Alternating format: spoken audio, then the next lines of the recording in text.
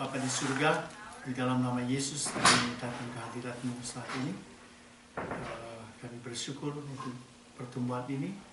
Kami akan belajar dari firman Tuhan, pengajaran iman yang kami butuhkan dalam hidup kami sebagai orang Kristen.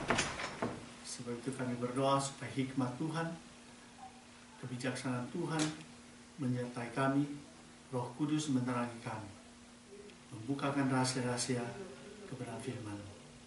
Terima kasih Tuhan, berkati pertemuan kami pada sore ini. Di dalam nama Yesus kami berdoa. Amin.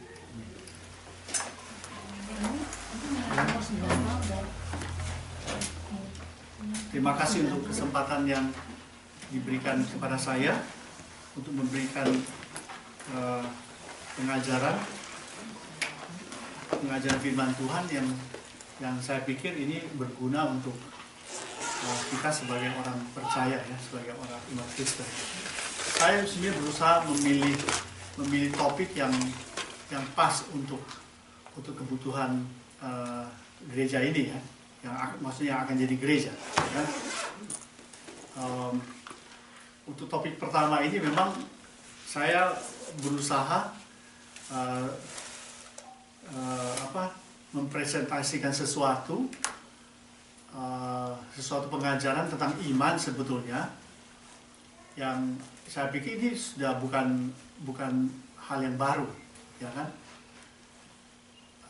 Karena kita sendiri sebagai orang Kristen saya pikir sudah melewati beberapa dekade lah orang bilang, ya.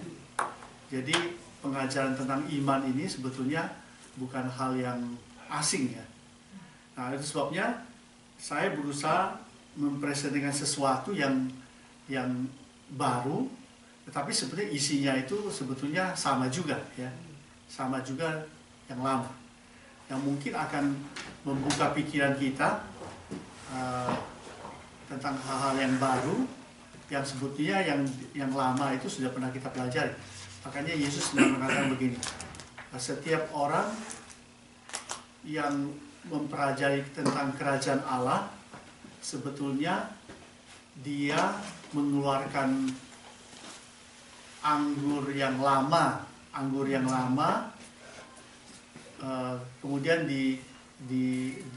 disampaikan lagi, ya kan? Bukan anggur yang baru, sebetulnya anggur yang lama kemudian diberikan lagi kepada umat gitu. Ya, kira-kira seperti itu. Jadi saya memilih sebuah topik yang disebut spiritual formation.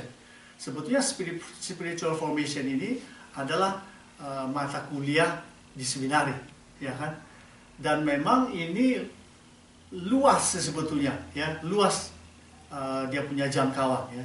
Bukan hanya ke iman, tapi itu kemana-mana sebetulnya, ke doa, karena kehidupan kerohanian dan lain-lain, banyak sekali. Tapi saya membatasi saja untuk topik pada hari ini, ya. Space plan, Pak. Space, ya. Nah, ini spiritual formation atau formasi spiritual adalah sebuah proses transformasi untuk menjadi serupa dengan Kristus, ya. Jadi pelajaran ini menuntun kita memasuki sebuah proses transformasi supaya orang percaya menjadi serupa dengan Kristus yang dimulai dari iman, ya kan? Semuanya harus dimulai dari iman, ya, dari basic, dari iman yang menyelamatkan, ya. Kalau iman itu tidak menyelamatkan, orang Kristen tidak bisa menjadi seperti Kristus, betul kan? Ya kan? Ya, jadi dia harus dimulai dari iman yang menyelamatkan dan pedomannya adalah firman Tuhan, ya, bukan pedoman yang lain, ya. Jadi iman kita ini sebetulnya timbul dari firman Tuhan. Ya, memang Efesus 2 mengatakan itu adalah anugerah Tuhan. Ya, anugerah Tuhan kan disampaikan melalui firman Tuhan sehingga yang mendengarkan itu mempunyai iman, ya. Jadi bukan dari slogan-slogan yang ada dalam dunia ini tiba-tiba iman kita muncul, bukan begitu, ya, bukan. Jadi itu berdasarkan berdasarkan firman Tuhan. Karena kalau kita berdiri di pinggir jalan, kita bersaksi sama orang Amerika, kita tanya, do you believe in God? Dia bilang dia believe in God, ya kan? Tapi believe in God-nya, tapi hidupnya tidak sesuai dengan imannya, betul nggak? Ya. Uang aja, uang dolar Amerika itu aja di dalam in God we trust, ya. Entah itu uang dolarnya $1 atau $1 juta, di dalamnya tetap in God we trust, ya kan? Tetapi orang yang menggunakan uang itu seringkali tidak mencerminkan kata-kata yang ada di dalam kertas itu, betul nggak? Makanya ada money laundering, ada smuggler, obat-obatan lalu dijual, uangnya juga in God we trust, jelas nggak? Jadi memang sebenarnya iman itu harus ada pedomannya adalah firman Tuhan. Kalau pedomannya bukan firman Tuhan, itu bukan iman yang menyelamatkan. Nanti kita akan lihat sedikit lagi. Banyak hal yang kita bisa bahas dari situ. Jadi Efesus 3 ayat 16-17 dia mengatakan bahwa aku berdoa supaya ia menurut kekayaan kemuliaannya menguatkan, meneguhkan kamu oleh rohnya yang diam di dalam batinmu, sehingga oleh imanmu Kristus diam dalam hatimu, ya, oleh imanmu Kristus diam dalam hatimu, dan kamu dapat berakar berdasar di dalam kasih. Nah, iman itu harus membawa Yesus itu tinggal di dalam hati kita. Jadi memang kalau begitu pengertian ini adalah ada iman yang memang hanya iman percaya yang tidak tahu dari mana asalnya, Kristus di dalam hatinya tidak ada. Betul kan? Nah, kalau Kristus di dalam hatinya tidak ada, berarti imannya itu bukan iman yang sesuai dengan apa yang diharapkan, diinginkan oleh Tuhan. Ya. Nah, dengan iman itu yang diam di dalam kita, ada Kristus mau diam dalam kita, berarti bereskan hidup kita, kan begitu ceritanya.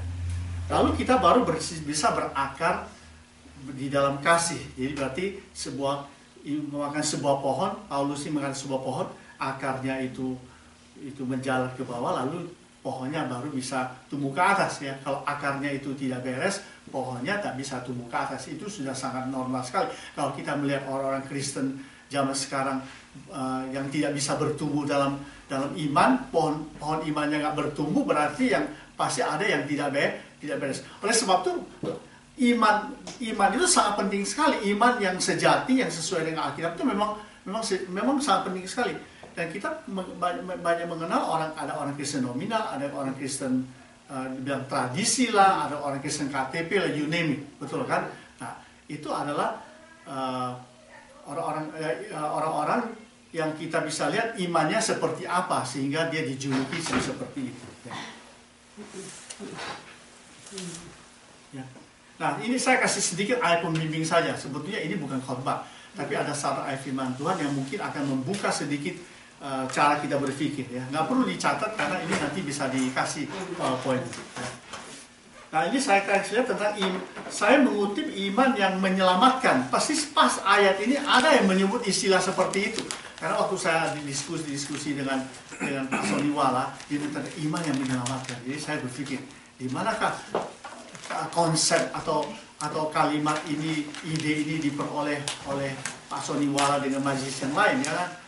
Dan saya perlu tahu apakah istilah ini alkitabiah atau enggak. Ada iman yang menyelamatkan, kan begitu kan? Jadi saya rupanya waktu saya buat Bible study minggu lalu apa 2 minggu lalu di gereja, saya ketemu ayat ini, ya kan? Ya, kita baca aja secara cepat ya, karena waktu kita memang tidak bisa sampai 2 jam karena mungkin nanti ada pertanyaannya. Coba saudara lihat itu di dia bilang, hanya hendaklah hidupmu berpadan dengan Injil Kristus, supaya apabila aku datang aku melihat, apabila aku tidak datang aku mendengar, bahwa kamu teguh berdiri dalam satu roh dan sehati sejiwa berjuang. Berjuangnya untuk apa? Berjuang untuk iman yang timbul dari berita Injil. Berarti konsep saya tadi betul kan? Bahwa iman yang sejati itu mesti keluarnya dari berita Injil, dari firman Tuhan. Nanti saya jelaskan. Dengan tiada digentarkan sedikit oleh lawanmu, bagi mereka semua itu adalah tanda kebinasan.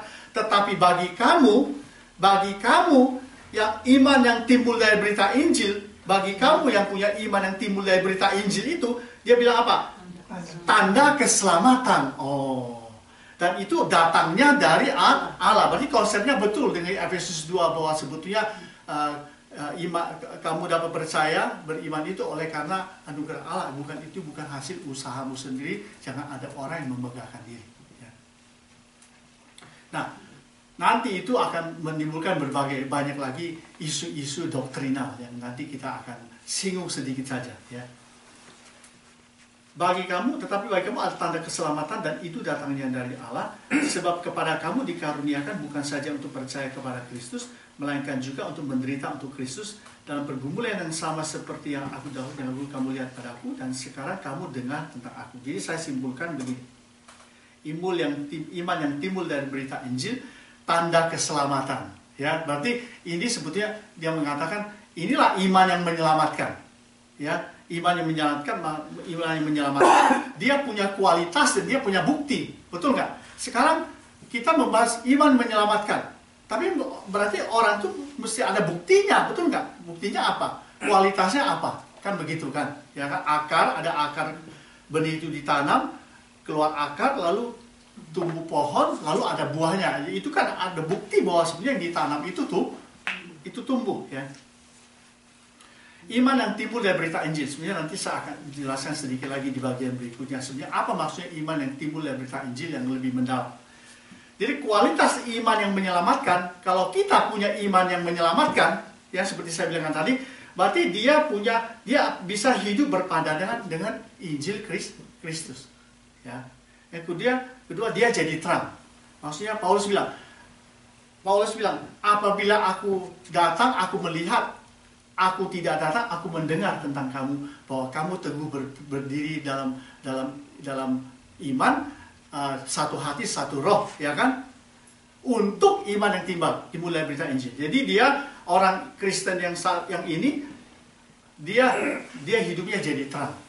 Ya, dia bisa dilihat, Paulus bilang, dia bisa didengar tentang orang itu. Ya, dilihat dan didengar tentang orang itu. Kemudian dia punya satu roh, satu jiwa. Nah, itu berbicara soal gereja. Gereja tubuh Kristus, ada hubungan sama gereja. Lalu kemudian dia adalah orang Kristen yang dapat berkorban, maka dia bilang, sebab kepada kamu dikaruniakan bukan saja untuk percaya, tetapi juga untuk menderita untuk Kristus. Jadi dia bersedia berkorban, dan bilang, dalam pergumulan yang sama seperti yang kau lihat padaku. Nah, itu sebetulnya berbicara bahwa orang Kristen ini bersedia memikul salib. Ya, jadi saya simpulkan. Jadi ini tipe contoh iman yang timbul dari berita Injil. Ya. Jadi dia ada bukti-bukti dan kualitas rohaninya ada. Ya. Kita lanjutkan. Nah, spiritual formation ini memang akan membawa kita, masuk di dalam perjalanan iman ini. Ya. Menolong kita masuk di dalam perjalanan iman. Ya. Spiritual formation membawa Anda berjalan dalam rencana Allah. Ya. Pelajaran ini.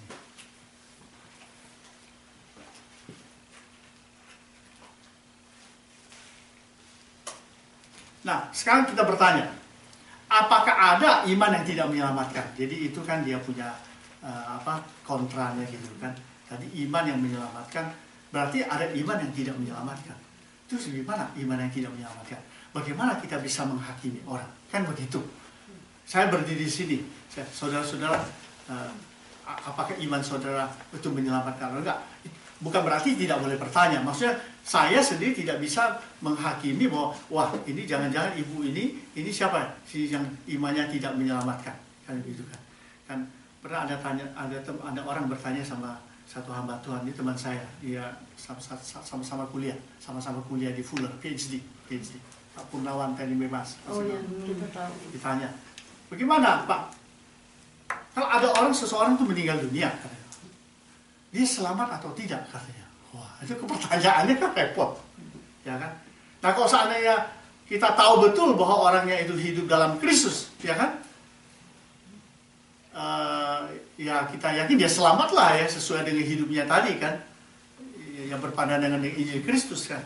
Tapi kalau kita tidak begitu mengenal orang ini, dia sebagai orang Kristen atau bagaimana ini kita bisa mengatakan bahwa dia sudah selamat atau enggak waktu dia dipanggil Tuhan.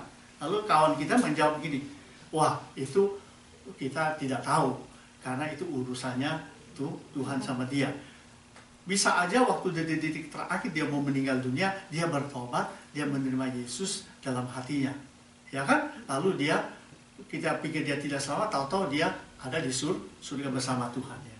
Nah, jadi kita memang tidak bisa menghakimi orang, ya, kita tidak bisa, sulit kita menilai orang, tapi memang Paulus bilang tadi orang Kristen itu jadi terang. Kalau aku tidak datang, aku mendengar. Tapi kalau aku datang, aku bisa melihat kamu punya kehidupan rohani. Ya. Nah, kita beralih ini. Nah, iman yang tidak menyelamatkan. Kalau dimunduri gimana Pak ini? Tombol kiri Pak. Oh, oke. Nah, ini sedikit analisa saya. Iman yang tidak menyelamatkan. Kan orang datang kepada Tuhan itu datang dengan berbagai motivasi. Betul nggak? Yang namanya iman kepada Tuhan itu adalah satu pribadi itu ada hubungannya dengan Tuhan. Dia dengan Tuhan itu dia mengharapkan sesuatu, itulah iman. Iman adalah bukti dari segala sesuatu yang tidak harap dan apa? Yang Ibrani 11 ya. Ya, Anda tahu. Saya menganalisanya iman yang menurut analisa saya adalah iman yang berdasarkan paham prosperity theology. Tahu prosperity theology? Itu pengajaran tentang kemakmuran. Itu dia punya orientasinya selalu ke materi. Dia melihat ayat firman Tuhan itu ditafsirkan secara materi, ya kan? Walaupun memang tidak salah, Tuhan itu memang memberkati kita secara materi, tetapi biasanya pada dasarnya firman Tuhan itu adalah untuk berkat-berkat kerohanian. Ya, berkat-berkat kerohanian. Saya kasih contoh, Yohanes 10 ayat 10. Mencuri datang hanya untuk mencuri, membunuh dan binasakan. Aku datang supaya domba-dombaku mempunyai hidup dan mempunyai dalam segala kelimpahan. Nah, ya kan? Nah, ini tergantung bagaimana penafsirannya. Kalau penafsirannya itu berkelimpahan itu diarahkan kepada materi, jadi orientasinya materi. Ya kan? Kalau orientasi materi berarti bukan orientasi Kristus. Harusnya iman itu berorientasi kepada pribadi Kristus yang adalah sumber berkat, bukan orientasinya kepada berkatnya, sumbernya dilupakan, kan begitu? Bukan itu maksudnya. Ya.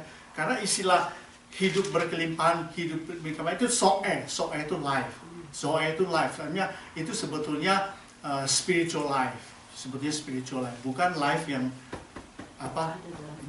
Ya. Jadi iman yang berdasarkan prosperity theology mengharapkan materi tidak hal-hal yang spektakuler. Nah, ini repot ya.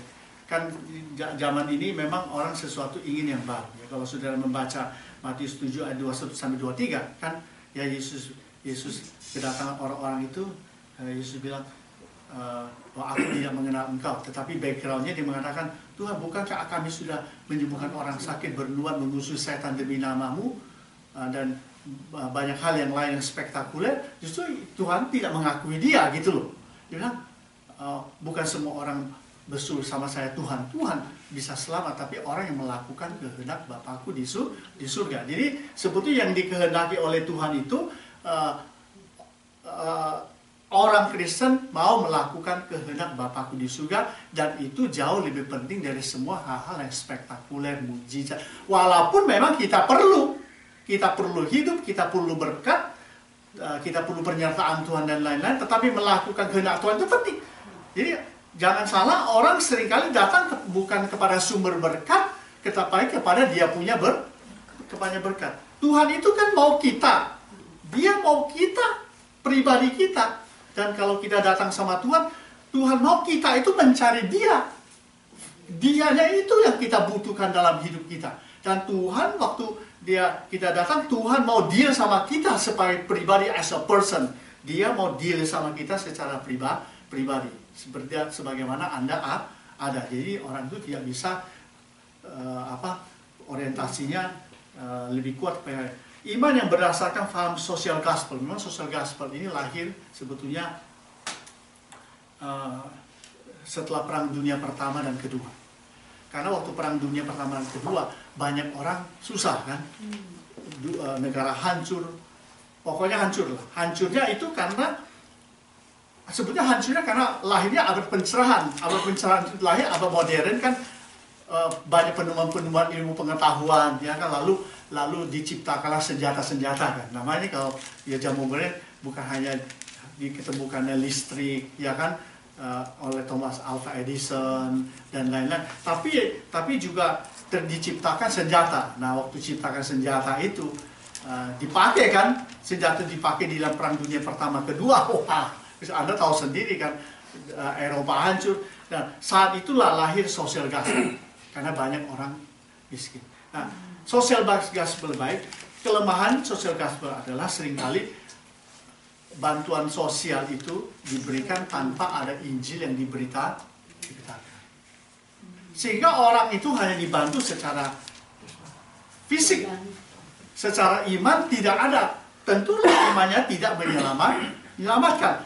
Kita sosial, kumpulan-kumpulan sosial di gereja, habis itu makan, ayo ketemu segala macam. Itu tidak menyelamatkan, betul nggak?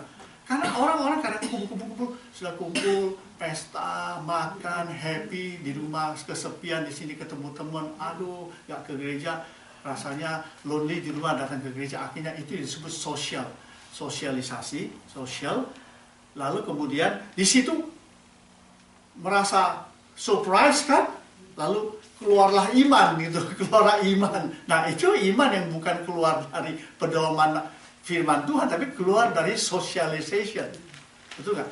Gereja itu punya pertemuan yang lebih tinggi dari sosial, apa namanya?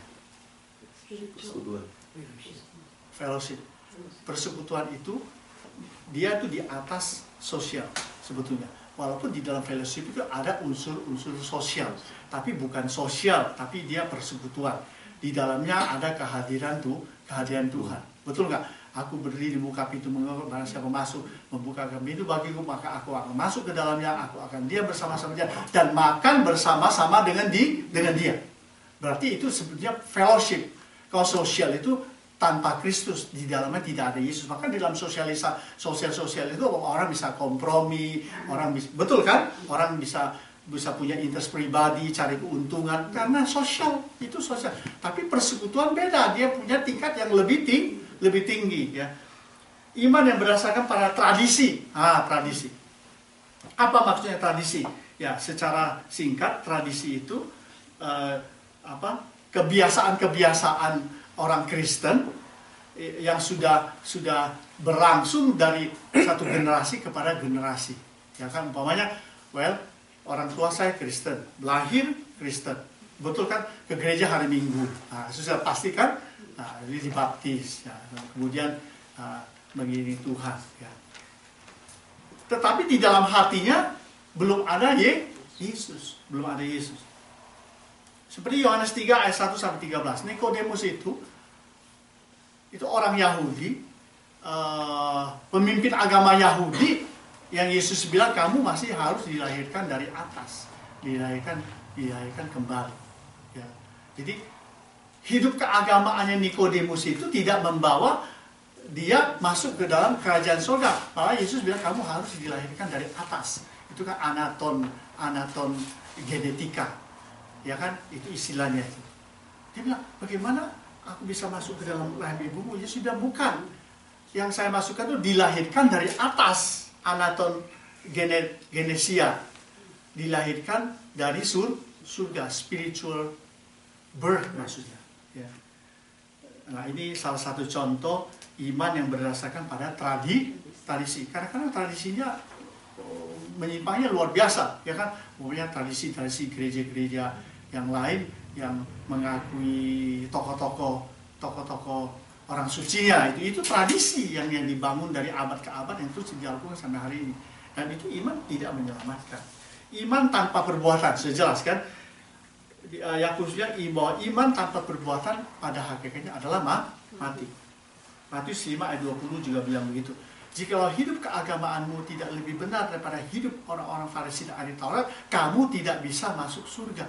Nah, orang Farisi ahli Taurat itu dikenal adalah orang-orang yang beragama, tetapi perbuatannya tidak sesuai dengan hukum Taurat yang dia pegang, diajarkan. Jadi iman tanpa perbuatan, ini bukan iman menjalankan. Iman yang bercampur dengan ajaran-ajaran iman dari non-Kristen.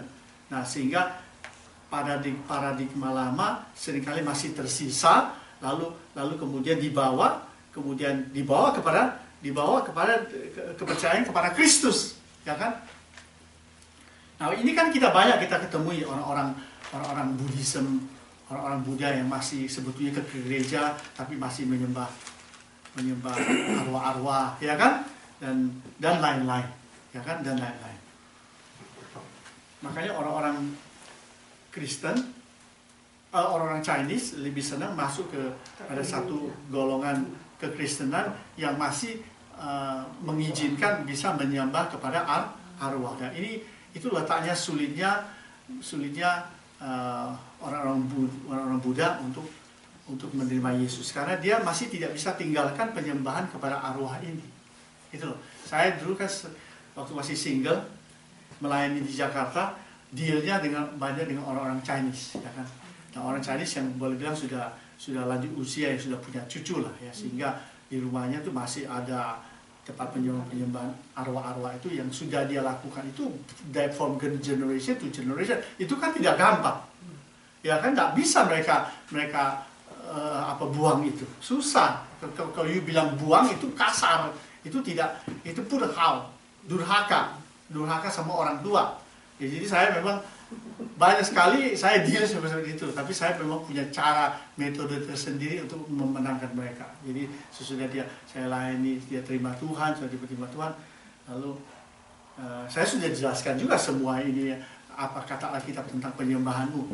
Akhirnya sesudah saya bilang, kamu mau terima Yesus, terus bagaimana? Lalu gimana dengan ya tunjukin tempat-tempatnya penyembahan. Karena saya pernah bilang dulu dengan keluarga yang lain, saya bilang itu bertentangan dengan firman Tuhan, itu adalah menyembah kepada setan, roh jahat. Wah, tersinggung. Orang tua saya juga bilang setan. Bagus kan. Akhirnya yang saya bilang, oke, kalau begini ya, oke, kita berdoa, kita serahkan ini sama Tuhan. Kita bilang kan lebih bagus kan serahkan sama Tuhan. Nah, sesudah kita doakan serahkan sama Tuhan, serahkan sama saya. Oh begitu ya? Oh iya, betul, kita berdoa, ya dia terima Tuhan, minta pengampunan, lalu kita serahkan itu sama Tuhan. Habis serahkan sama, kan boleh tuh serahkan sama Tuhan. Ya, habis itu serahkan sama Tuhan itu melalui saya bilang. Oh gitu ya, lalu saya bawa itu. Nah, kalau sudah diserahkan sama Tuhan, serahkan sama saya, terus saya serahkan sama siapa lagi kalau bukan saya taruh di dalam sungai, kan gitu. Nah, akhirnya bertumbuh, tapi imannya bertumbuh karena di lain itu bertumbuh sampai hari ini dia terima Tuhan, dia sudah terima Tuhan, akhirnya sudah dibaptis, sudah kayak gitu. Jadi iman yang bercampur dengan ajaran iman dan non Kristen. Nanti kita akan ketemu lagi isu-isu yang seperti ini yang lebih dalam. Ya, kita teruskan. Mengapa iman orang kaya ini tidak menyelamatkan? Tahu kan tentang orang kaya dan Lazarus yang miskin? Kita bisa lihat sebetulnya waktu dia di neraka. Sedangkan Lazarus di pangkuan Abraham, kan? Bapak Abraham. Kedua-duanya ini adalah orang Yahudi. Kalau orang Yahudi kan orang Israel. Itu bangsa pilihan Tuhan. Betul kan? Janji Tuhan kepada bangsa pilihannya. Betul, ya kan? Janjinya melalui Abraham, yang dulu turun mulai Abraham, Ishak dan Yakub. Makanya waktu Lazarus itu mati, meninggal, langsung ke pangkuan Abraham. Abraham itu kan dulu belum melihat janji Tuhan, perjanjian Tuhan, kan belum lihat ya. Dia kan sudah meninggal dulu umur itu kan ribuan tahun yang lalu. Sedangkan ribuan tahun kemudian baru keturunan Abraham ini disebut ada orang-orang yang di dalam Kristus yang bertobat melalui salib Kristus, kan, yaitu semua ini keturunan Abraham. Nah, jadi waktu Lazarus itu meninggal, dia pergi ke pangkuan Abraham itu salah satu bukti bahwa Tuhan menggenapi perjanjiannya kepada orang Israel. Di Abraham, apa itu namanya? Pangkuan. Ya, itu dia punya terjemahan yang tidak tepat. Itu Abraham bosen, ya. Bukan pangkuan Abraham. Kalau ada 1000 orang duduk di pangkuan Abraham, pangkuan Abraham itu besar sekali. Jadi kayak Godfather yang bilang itu. Itu maksudnya bahwa Tuhan menggenapi perjanjiannya kepada Abraham, Ishak dan Yakub. Itu salah satunya. Jadi orang kaya ini dia meronta-ronta kan di neraka. Dan kelihatan sebetulnya orang kaya itu adalah seorang yang berasal dari keluarga Yahudi. Ya kan? Karena dia mengatakan bahwa kalau bisa tolong layani, saya masih punya 5 saudara supaya dia jangan masuk ke tempat siksaan ini. Karena dia panggil Bapak Abraham kan? Berarti dia sebenarnya orang Yahudi, orang kaya ini orang Yahudi. Lalu seorang pengikut Yudaisme, dia punya iman tapi tidak ada perbuatan. Ya. Bukan anggota bait Allah yang taat. Sudah jelaskan kelihatan kan? Dia orang yang tidak usah ke gereja. Ya, dia bilang, di rumah saya itu masih ada 5 saudara. Ya, mereka ini bersaudara sebetulnya. Ya, yang 1 sudah masuk dulu, 5-nya masih belum. Sebetulnya ini orang bait Allah tapi orang yang diperkirakan tidak aktif. Sadar setelah ada di tempat hukuman. Dia sadar, loh kenapa kok saya percaya Yahweh, kok malah tempatnya di sini kan? Lalu, nah dia ini adalah orang yang ingin yang spektakuler. Coba lihat. Apa dia bilang Abraham? Abraham bilang, kan ada di situ ada hukum Taurat dan kitab para nabi. Mereka kan baca itu aja sudah cukup. Istilahnya sekarang, kan ada Alkitab sekarang. Alkitab, baca Alkitab. Dia bilang apa? Tidak Bapak Abraham. Kalau ada seorang yang datang dari dunia orang mati, datang ke sini, maka saudara-saudaraku ini akan bertobat. Tak berbeda. No. Kalau yang ada dia nggak mau baca, nggak mau bertobat, dia tidak akan bertobat kalau Billy Graham datang di depan dia atau ada malaikat yang pokoknya siapa. Yang orang siapapun, Martin Luther pun, yang bangkit dia atau mati datang pun, dia tetap tidak akan bertobat. Malahan. Jadi ini dia ingin yang spektakuler. Kan banyak orang kekristenan zaman sih yang mau spektakuler. Ya kan? Dia mau yang hebat-hebat. Nanti saya mau tunjukin ada video klipnya kalau ada waktu. Jadi begitu. Lalu kemudian tidak mau mendengar imam bait Allah mengajar. Ya kan, di dalam bait Allah itu kan Abraham bilang di situ kan hukum Taurat kita berarti ada imam bait Allah. Kita dengar aja di situ. Ya. Tidak taat kepada otoritas bait Allah. Jadi semua ada hubungannya dengan kegerejaan, keanggotaan ya. Memang sebenarnya kalau menurut saya ya, orang yang sudah diselamatkan, orang yang percaya Tuhan dengan sungguh-sungguh sudah diselamatkan yang baru, gereja itu harus menjadi rumah untuk dia. Rumah rohani. Betul nggak? Dia harus jadi anggota gereja yang baik, dia harus mengabdi di sana, dia harus, ya kalau dia sudah waktu melayani, dia melayani, betul nggak? Dia nggak bisa anggota gereja yang lepas begitu, yang pokoknya nggak jelas, itu bukan orang Kristen yang baik itu. Itu orang Kristen yang hatinya, saya khawatir kalau ada Yesus di dalam hati ya, kalau ada Yesus di dalam hatinya pasti membuat hatinya itu jadi rendah hati, dia bisa menjadi orang Kristen anggota gereja yang baik, betul? Ya kan? Saya ingat waktu saya suka ke Brasilia, tahu Brasilia? Brasilia itu banyak orang Chinese, orang Tionghoa, banyak. Jadi waktu peristiwa PP10 tahu kan? PP10 orang Chinese itu pada berangkat dari Indonesia, sebagian pergi ke daratan Cina, pulang ke Tiongkok, pulang ke Tiongkok ini menderita, betul nggak? Merasa dibohongi kan? Nah, sekarang nggak tahu, sekarang Cina sudah berkembang begitu, mungkin mereka sudah pada meninggal karena itu 40 tahun, 50 tahun yang lalu. Tapi sebagian itu mendarat ke Jerman. Dari Jerman ya, ada sebagian ke Hong Kong, ke Macau, itu yang kasihan di Macau. Itu jadi stateless, tahu stateless ya. Dia Macau dan dapat warga negara, kerja nggak bisa, akhirnya numpuk di sana dan ada gereja. GKI juga kalau nggak salah itu. Hanya saya belum sempat kunjungi ke sana. Nah, teman saya dari Brasil. Jadi dia, mereka sedih, mereka tidak bisa kerja, stateless, ya kan, tahu stateless nggak ada warga negara, tapi untunglah jadi warga negara kerajaan surga sesuai itu bertobat.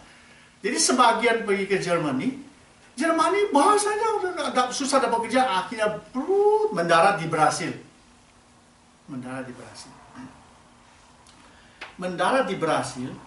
ya, mereka jadi orang percaya. Jadi saya sering melayani ke sana, hampir tiap tahun dulu waktu masih menikah, waktu pelayanan di Dauni. Pak Riki Lomban itu kan jemaat yang saya pimpin dulu itu. yang saya tinggalkan tahun 95. Jadi saya di situ 93 sampai 95.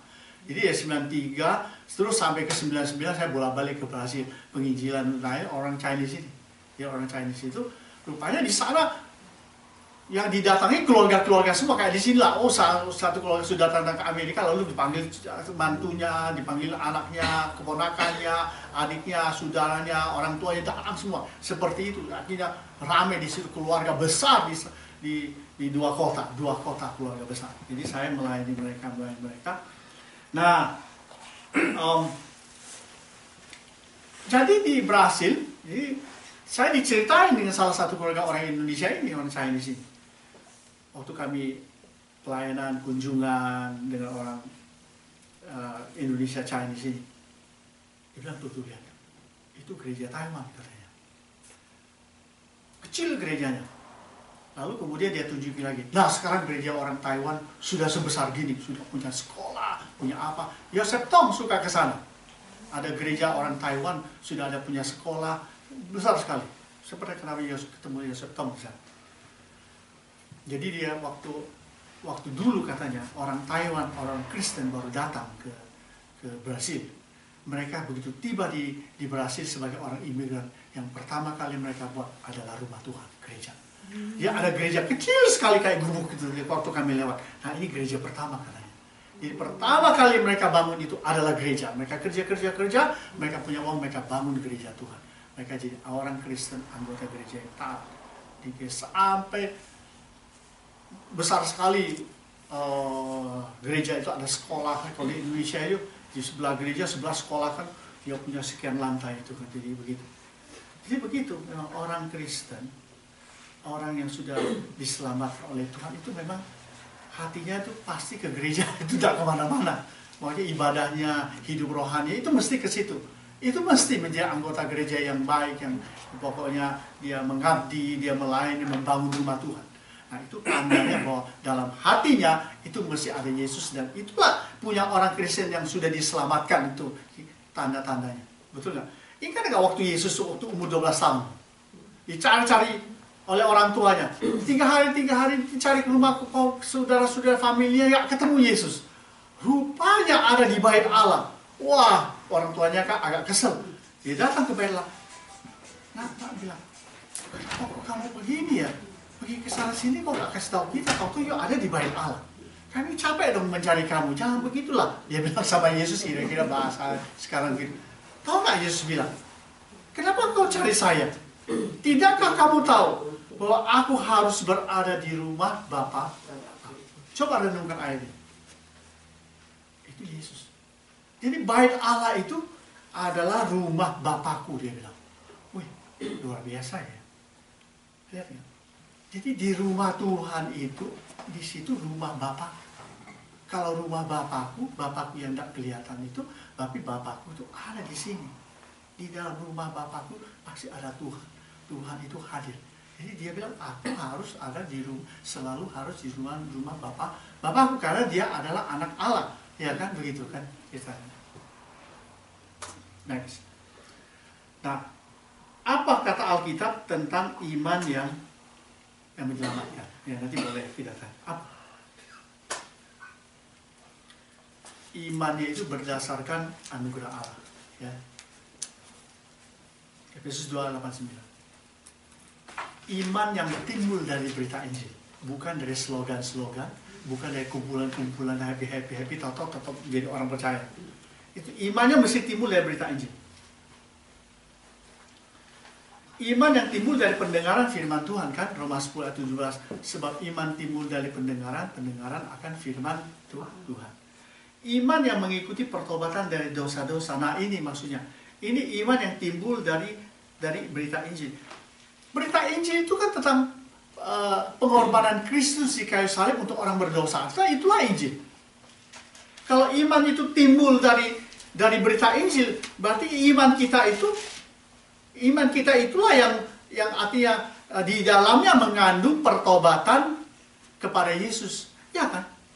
Berarti itu bicara soal kelahiran kembali, betul nggak? Itu iman yang benar, ya kan? Iman yang di dalamnya sudah didahului oleh pertobatan dan Roh Tuhan bekerja sehingga dia dilahirkan kembali. Iman yang timbul oleh firman Allah dan Roh Kudus. Iman yang memiliki hubungan dengan Tuhan. Iman yang menyelamatkan itu pasti imannya mesti membawa orang percaya tersebut untuk punya hubungan dengan Tuhan yang baik. Kan pernah baca Lukas 18 ayat 1-8. Itu kan Yesus kan bikin tentang perumpamaan bahwa orang itu harus berdoa dengan tidak jebu-jebu kan. Pada ujungnya itu dalam konteks doa sebetulnya. Ya, doa itu kan hubungan kita sama Tuhan. Ujungnya dibilang, apabila anak manusia itu datang, adakah dia mendapatkan iman di bumi? Konteksnya kan doa. Jelas nggak? Jadi berarti bahwa iman yang menyelamatkan itu adalah iman yang membawa orang itu punya hubungan sama Tuhan. Iya dong, harus punya hubungan sama Tuhan. Masa nggak ada? Kalau hubungan sama Tuhan nggak ada, mungkin bukan anak Tuhan lah dia. Bukan anak Tuhan yang bagaimana, I don't know.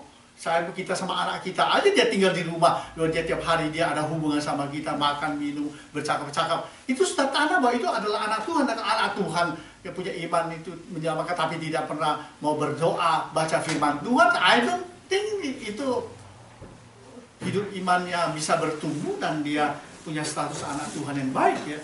Iman yang diikuti dengan perbuatan sudah. Iman seruan dan pengakuan dari hati. Roma 10 Roma 10:9, jika kamu mengaku dengan mulutmu, percaya dalam hatimu, maka engkau akan diselamatkan. Ya, dengan mulut orang mengaku dibenarkan, dengan hati orang percaya diselamatkan. Barang siapa yang berseru kepada Tuhan, nama Tuhan akan diselamatkan. Kan dia bilang, iman, seruan dan pengakuan. Nah, jadi iman yang menyelamatkan itu, ya, juga ada hubungannya dengan berbagai isu dan doktrin. Ya, tapi sebenarnya saya berusaha untuk menjauhkan ini. Ya kan, karena ini akan menimbulkan tanggapan positif atau tanggapan yang tidak sama. Jadi saya dalam membawakan berbagai pengajaran ini, saya berusaha untuk praktis, saya berusaha untuk hanya membahas dari Alkitab, ya. Tetapi hal-hal yang berhubungan dengan doktrinal itu hanya sedikit saja, itu sebaiknya saya hindarkan, ya kan? Nah, kalau kita mau membahas tentang doktrin-doktrin yang seperti ini mesti harus ada ceramah khusus, harus ada ceramah khusus yang tidak bisa sepotong-sepotong, karena kalau dengar sepotong-sepotong nanti akhirnya malah membingungkan dan malah kita akhirnya jadi discourage atau kita menjadi orang yang ekstrim gitu kan, ya kan? Nah, pandangan tentang keselamatan yang mempengaruhi iman Kristen, ya. Ada orang mengatakan, ada doktrin mengatakan sudah selamat tetap selamat. Nah, ini ada. Jadi pokoknya saya sudah selamat, ya kan? Saya percaya bagaimanapun juga saya tetap selamat. Nah, itu tergantung pertanyaannya. Kalau dia hidupnya jahat, hidupnya tak memuliakan Tuhan, apakah itu tetap selamat?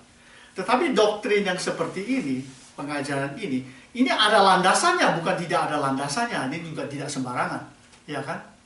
Kemudian ada lagi satu, sudah selamat dapat juga tidak selamat, ya kan? Nah, ini ada kesamaannya, sudah selamat, tetapi ini ada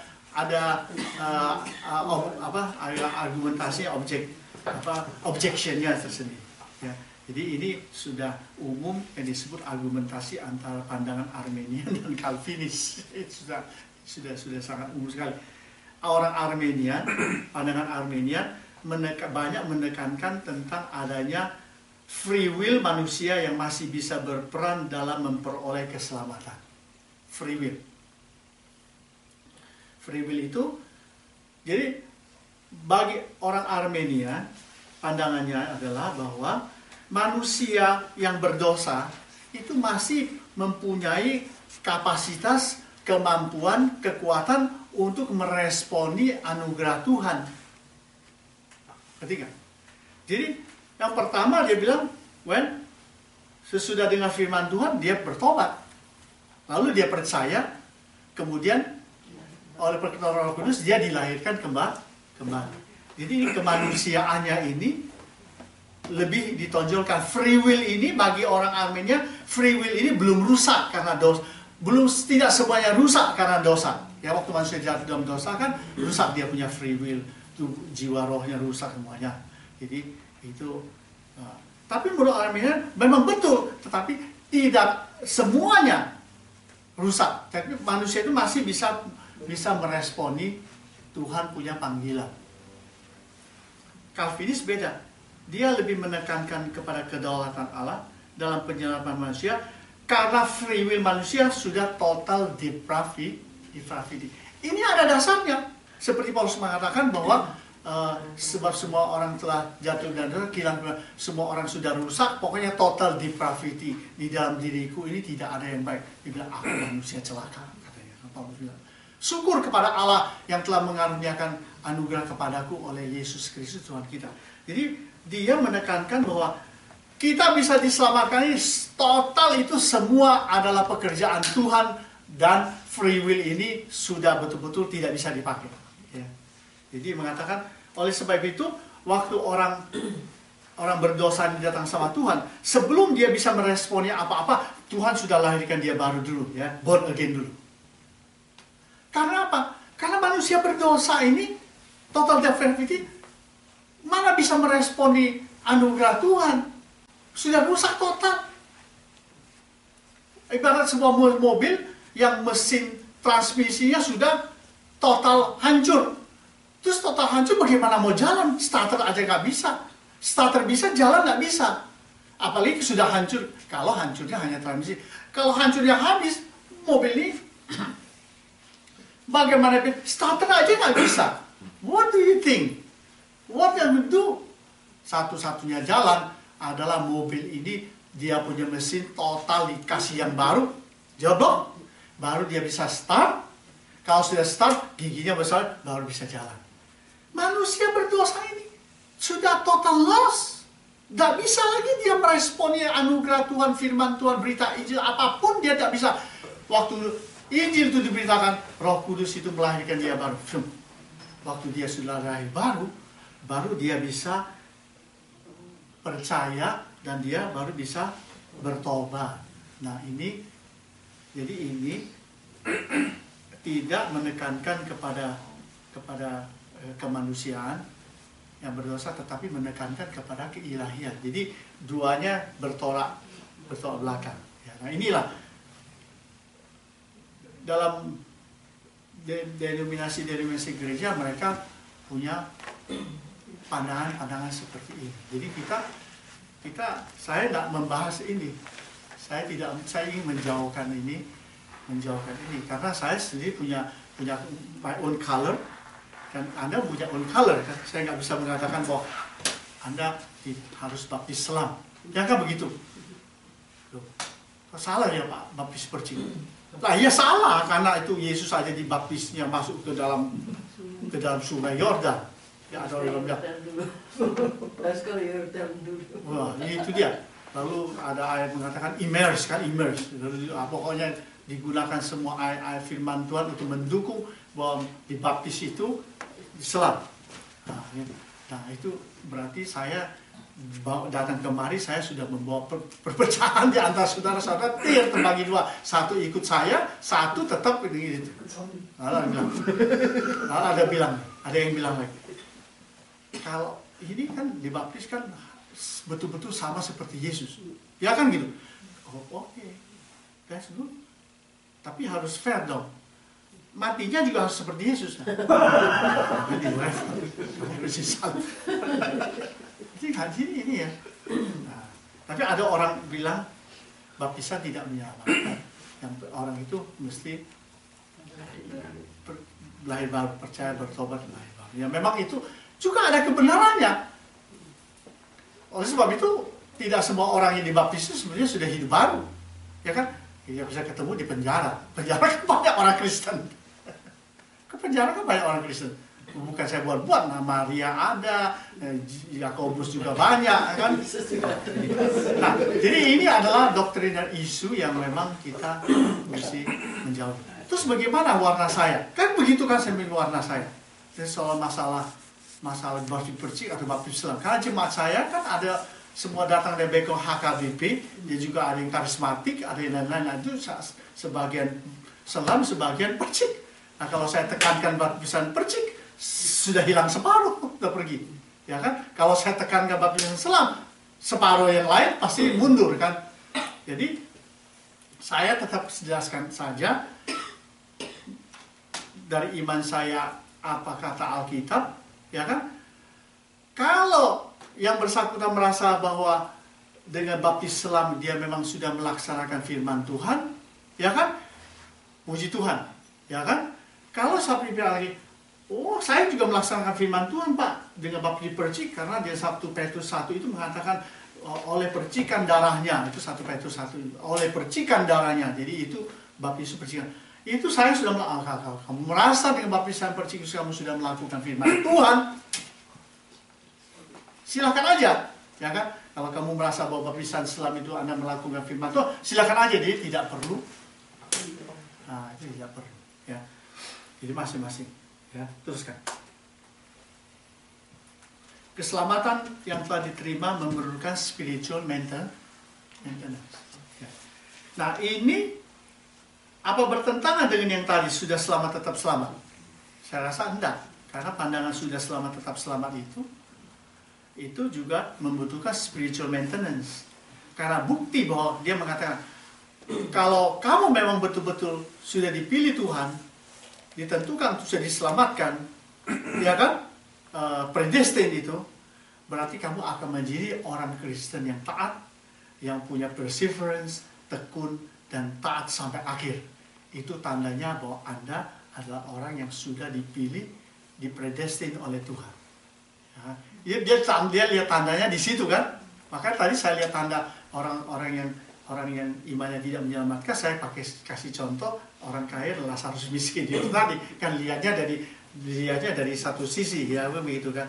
Dan ini juga, ya kan, ini juga sudah selamat tetap selamat. Dan dia bukan berarti dia juga harus ada spiritual maintenance-nya. Itu spiritual maintenance-nya itu membuktikan bahwa dia itu memang sudah dipilih oleh Tuhan. Nah, kalau saudara membaca 1 Tesalonika 1 ayat 2 sampai 4, coba baca cepat. 1 Tesalonika 1 ayat 2 sampai 4. 1 Tesalonika 1 ayat 2 sampai 4. Saya tidak sempat taruh di screen. Coba baca.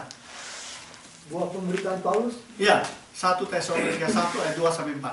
Dia bilang apa? Kami selalu mengucap syukur kepada Allah karena kamu semua dan menyebut kamu dalam doa kami. Sebab kami selalu mengingat pekerjaan imanmu, usaha kasihmu dan ketekunan pengharapanmu kepada Tuhan kita Yesus Kristus di hadapan Allah dan Bapa kita. Dan kami tahu, hai saudara-saudara yang dikasihi Allah, bahwa Ia telah memiliki kamu. No. Ia telah memiliki kamu. Bukan memiliki, Ia telah memilih kamu. Memilih kan itu pemilihan ya. Ya. Saudara jelaskan ayat itu.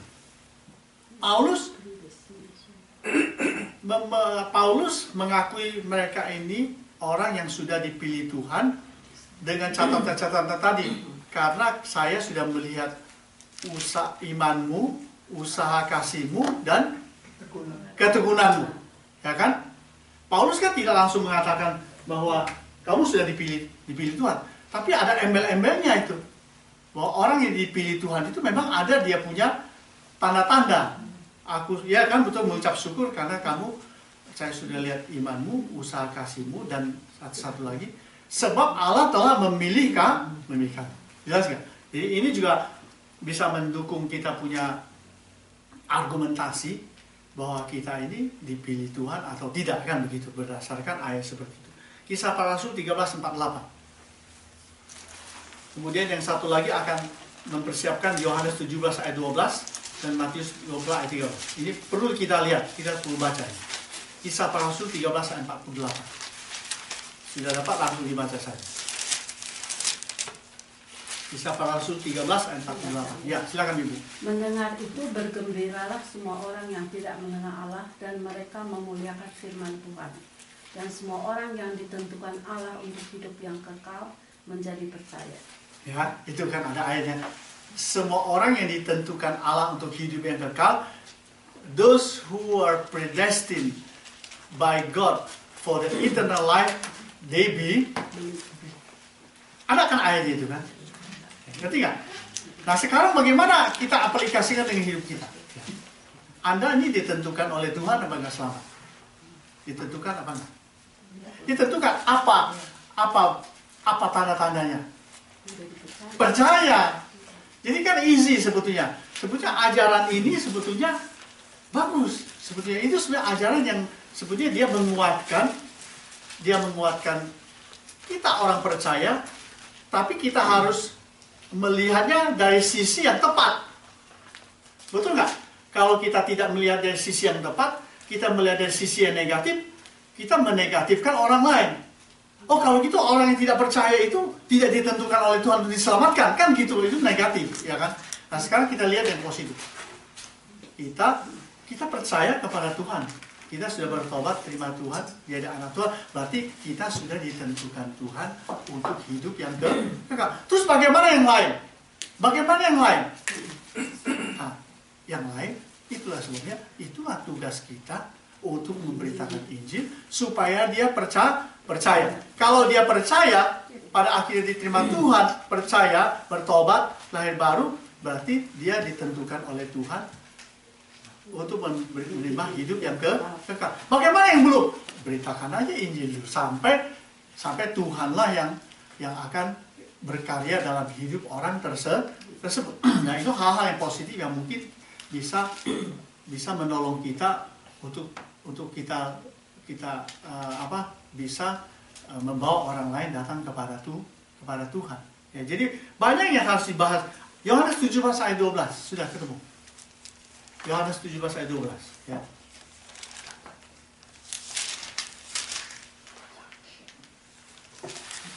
Coba dibaca aja langsung supaya cepat karena ini waktunya. Selama aku bersama mereka, aku memelihara mereka dalam namamu, yaitu namamu yang telah engkau berikan padaku. Aku telah menjaga mereka dan tidak ada seorang pun dari mereka yang binasa, selain daripada dia yang telah ditentukan untuk binasa, supaya genaplah yang tertulis dalam kitab suci. Nah, siapa yang ditentukan untuk binasa? Siapa? Dalam konteks itu dia berbicara tentang 12 murid. Oh, Yudas. Yudas kan? Nah, Yudas.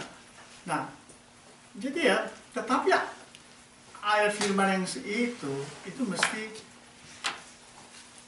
dilihat dari konteksnya.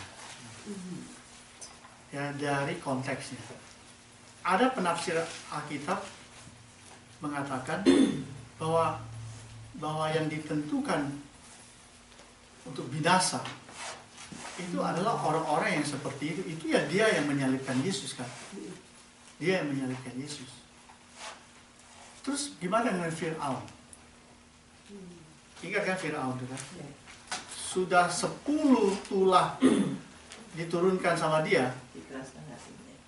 Dia masih tidak bertobat dia. Akhirnya Tuhan bilang, pergilah dengan dia. Minta supaya kamu keluar dari Mesir. Tapi kamu ingat, saya sudah keraskan hatinya. Jadi berarti dia tak akan kasih kalian keluar. Tapi tulah ke-10, pada tulah ke-10 dia pasti keluar, kalian pasti di kick out dari tanah Mesir. Tulah ke-10 itu kematian semua anak sulung Mesir. Nah itu melambangkan pengorbanan Tuhan Yesus di kayu salib. Jadi sebenarnya pengorbanan Tuhan Yesus di kayu salib itu adalah the key to the salvation. To the key to the salvation. Kalau itu dihubungkan dengan doktrin pemilihan Tuhan, ya kan? Ada orang bisa mengatakan bahwa itu kunci daripada keselamatan. Semua orang yang sudah dipilih, tak dipilih, sama masuk akhirnya waktu datang kepada salib Kristus itu bagaikan apa itu? Bagaikan termostat atau termostat. Semua yang panas itu begitu dekat ke termostat semuanya jadi netral. Semuanya jadi netral. Tapi itu hanya sebuah teori ya. Sebuah teori dan juga pasti orang Calvinis tidak menyetujui. Ya. Oke, jadi kita tidak lebih jauh ke sana, ya. Kita hanya sekedar argumentasi pandangan-pandangan yang diperkirakan dapat menjadi sebuah jalan untuk menetralisir itu. Tapi kita tetap berpegang teguh bahwa kita percaya, beriman kepada Kristus, terima Yesus, hidup kita dilahirkan baru, kita diselamatkan. Ya, daripada kita berdebat kusir siapa yang diselamatkan, siapa enggak, dan pada akhirnya Anda di sini Pak pun tidak tahu Anda ini sudah dipilih Tuhan atau tidak. Kan begitu. Ya, karena orang kalau memang dipilih Tuhan, dipredestin, ujung-ujungnya dia selamat. Kalau tidak, ujung-ujungnya bagaimanapun dia tetap tidak selamat. Jadi kesimpulannya sebenarnya Anda dan saya juga bisa tidak tahu. Ya. Jadi daripada kita berdebat dengan masih isu-isu doktrinal ini, ya lebih baik kita pergi ke what the Bible says, kan gitu.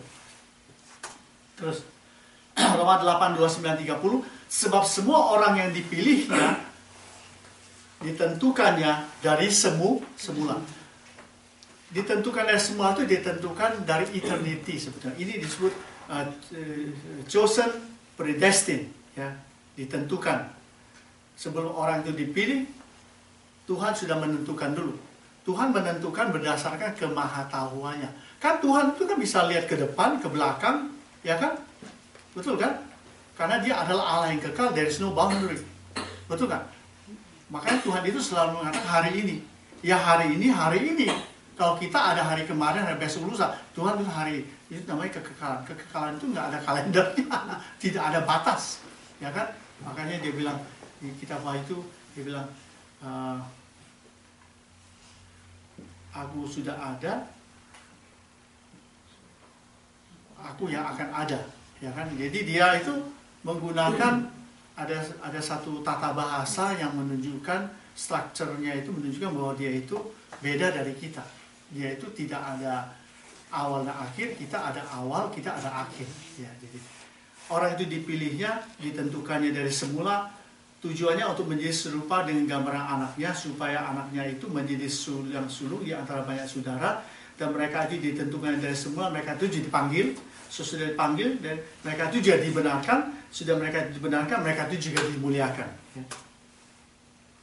1 Petrus 1 ayat 12, yaitu orang-orang yang dipilih Allah sesuai dengan rencana Allah. Rencana Allah itu yang tadi ditentukan tadi, predestined itu. Dan dikuduskan oleh Roh supaya taat kepada Yesus Kristus dan menerima percikan darahnya. Ini ya, saya bilang, percikan darahnya kiranya kasih karunia damai sejahtera makin melimpah atas kamu.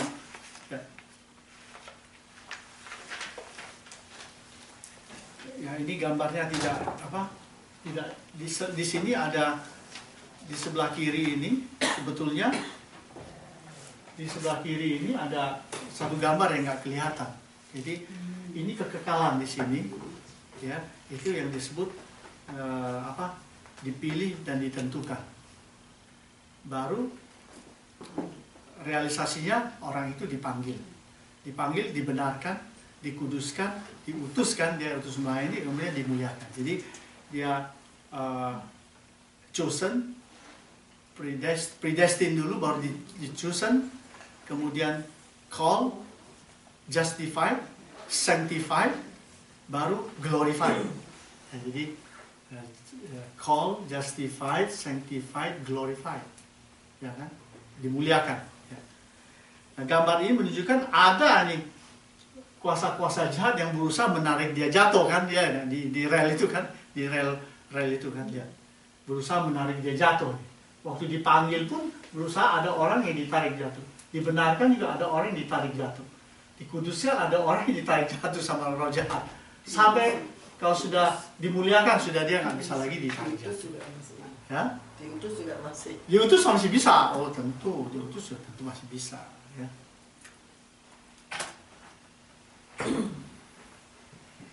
Nah, argumentasi tentang keselamatan di mana masing-masing mempertahankan pemikirannya. Ya, tadi kan ya doktrin dan isu.